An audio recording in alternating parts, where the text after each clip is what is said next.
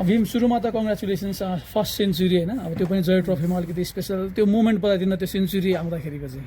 Thank you, एकदमै खुसी feel भइरहेछ डोमेस्टिकमा होइन। धेरै पछि 2 डेज म्याच भयो फेरि, सो त्यसमा 100 हान्न पाउँदा आर्मीको लागि कन्ट्रिब्युट गर्न पाउँदा एकदमै खुसी फिल भइरहेछ।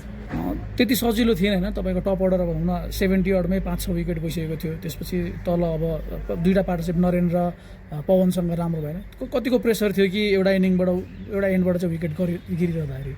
म आफूमा चाहिँ एकदमै कन्फिडेन्स र ट्रस्ट गर्दै थिएँ, किनभने अब लास्ट 1 मन्थदेखि म प्रिपेरेसन पनि गर्दै थिएँ।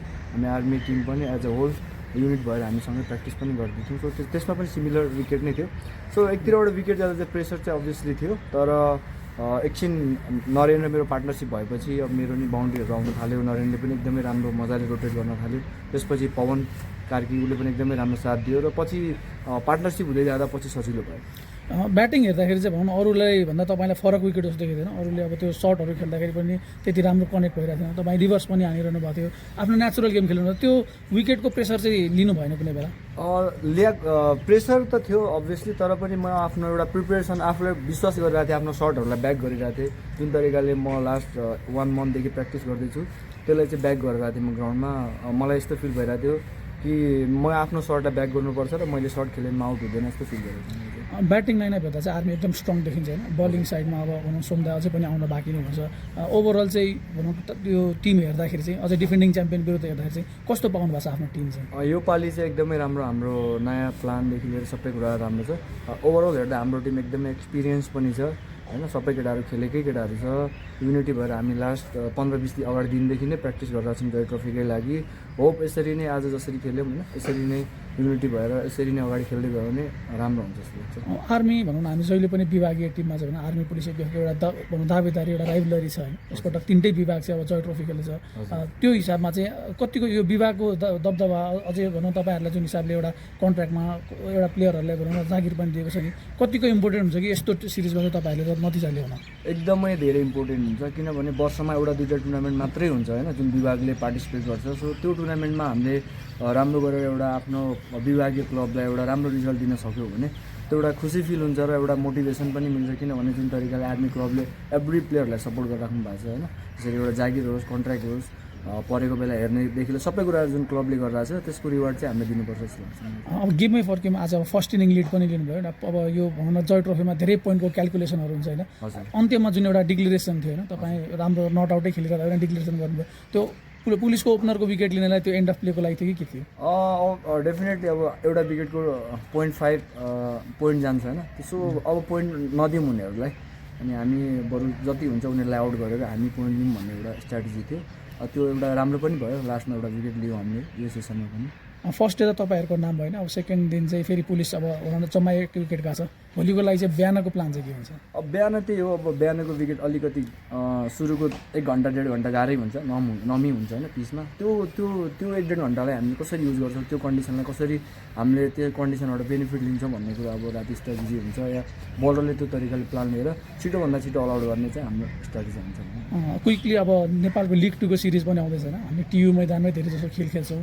तपाईँको यो सेन्चुरीले गर्दा चाहिँ अब त्यो नेसनल टिमलाई चाहिँ कतिको बेनिफिट हुन्छ जस्तो लाग्छ तपाईँ पर्सनल्ली र ओभरअल यो रेड बल सिरिजले? अब हाम्रो सिरिज पनि यही छ होइन, ब्याक टु ब्याक सिरिजहरू यही छ। सो अब जति राम्रो खेल्यो, जति राम्रो पर्फर्मेन्स गर्यो, जति स्कोर गर्यो, त्यति आफ्नो कन्फिडेन्स हो, एउटा टिमको लागि पनि कन्फिडेन्स हो। सो त्यो मेन म्याचेसहरूमा चाहिँ यो कन्फिडेन्स लिएर गयो भने एउटा छुट्टै मोटिभेसन मिल्छ र टिमको लागि राम्रो हुन्छ। Thank you, all the best. Thank you. अब राम्रो थियो भन्नु पर्यो होइन। बिहान अब सुरुमा अलिक मुस्किल थियो, तर दिउँसो चाहिँ एकदम राम्रो विकेट थियो। ब्याट्सम्यान जस राम्रो खेलेकोले रन पनि स्कोर गरे जस्तो भीमले सेन्चुरी हान्यो होइन।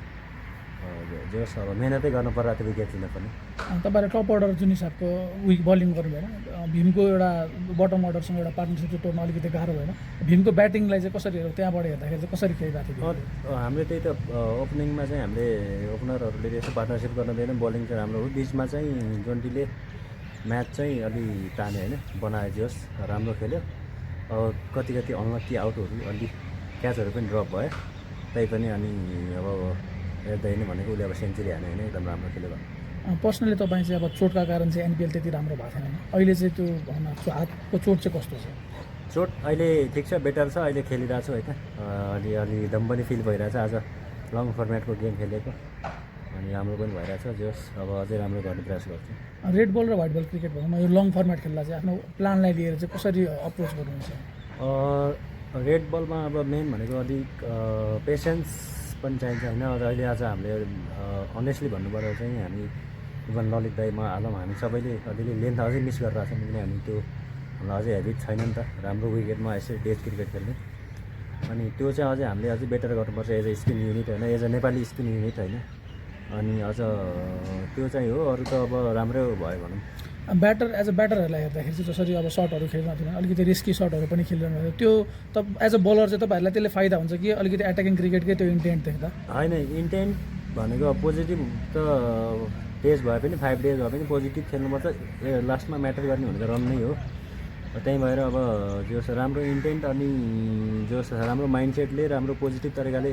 स्कोर गऱ्यो भने रन हान्न त्यस्तो गाह्रो छैन विकेटमा एकदम ब्याटिङ फ्रेन्डली विकेट नै छ भनौँ डिफेन्डिङ च्याम्पियन तपाईँहरू होइन अब आज फर्स्ट इनिङ लिस्ट त आर्मीले लिएको छ भोलि चाहिँ कतिको भनौँ न विश्वस्त हुनुहुन्छ कि भोलि अब हामी एकदम स्ट्रङ कमब्याक गर्नुपर्छ एज अ ब्याटिङ त्यसपछि अब हामीले सर्टेन टार्गेट सेट गरेर त्यसपछि फेरि बलिङबाट कमब्याक गर्ने प्रयास गर्नु थ्याङ्क यू थ्याङ्क यू